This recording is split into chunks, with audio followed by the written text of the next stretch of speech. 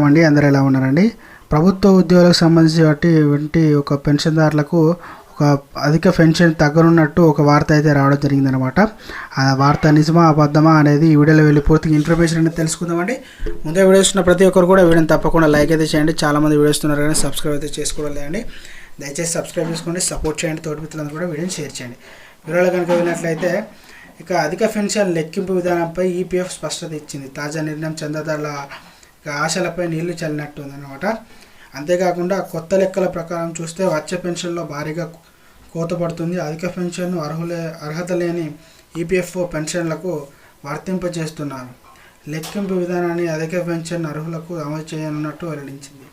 ఉద్యోగుల pension scheme పేర ఇక నిబంధనలు ప్రకారం 2014 సెప్టెంబర్ ముందు సర్వీస్కు పార్ట్ 1, 2014 సెప్టెంబర్ నుంచి పదవి విరమణ వరకు పార్ట్ 2 కింద లెక్కించి తుది పెన్షన్ను ఖరారు చేయనుందన్నమాట.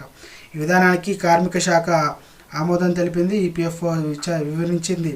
ఈపీఎఫ్ఓ ఇక పెన్షన్ విభాగ అదనపు కేంద్రం భవిష్యత్తును కమిషనర్ చంద్రబాబు చక్రవర్తి దీనిపై ఆదేశాలు కూడా జారీ చేయడం జరిగిందనమాట. 30% పైగా తగ్గనున్న పింఛన్ అయితే ఇక 30% పైగా పింఛన్ కోతపడుతుంది. గరిష్ట వేతన పరిమితి 6,500 రూపాయలు ఉండగా ఇక దీన్ని 15,000కు పెంచినప్పుడు ఈపీఎఫ్ఓ నిబంధన తెరపైకి తెచ్చింది. 2014 సెప్టెంబర్ 1కి ముందు చివరి ఏడాది సగటు వేతనం మొత్తం సర్వీసు కలిపి పింఛన్ లెక్కించే విధానంలో అమలు ఉండేదని చెప్పడం జరిగిందనమాట.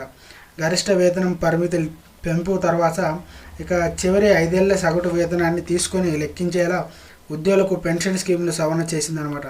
తర్వాత 5 ఏళ్ల సగటు కాకుండా ఇక చూసుకున్నట్లయితే ఉద్యోగంలో చేరినప్పటి నుంచి 2014 సెప్టెంబర్ 1 నాటికి సర్వీసు కాలానికి అప్పటికి వార్షిక సగటు వేతనంతో ఆ సర్వీస్ ప్రకారం లెక్కించిందనమాట. అయితే 2014 సెప్టెంబర్ 1 తర్వాత పదవి విరమణ నాటికి సర్వీస్ చివరి 5 ఏళ్ల సగటు పింఛన్ ఖరారు చేసిందనమాట. సో ఫ్రెండ్స్, ఇక ఇదే కాకుండా ఇక చూసుకున్నట్లయితే ప్రభుత్వ రంగ సంస్థలకు పనిచేస్తున్న ఉద్యోగులకు 1999 సర్వీసులో చేరి 2021 పదవిలో విరమణ చేశారనుకుందాం.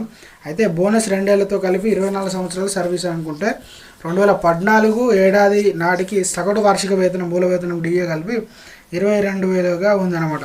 పదవి విరమణ నాటికి చివరి 5 ఏళ్ల వేతన సగటు 40,000కు చివరి 5 ఏళ్లకు వేతన సగటు పింఛన్ లెక్కిస్తే 13,714 రూపాయలు చేతికి అందించాలన్నమాట.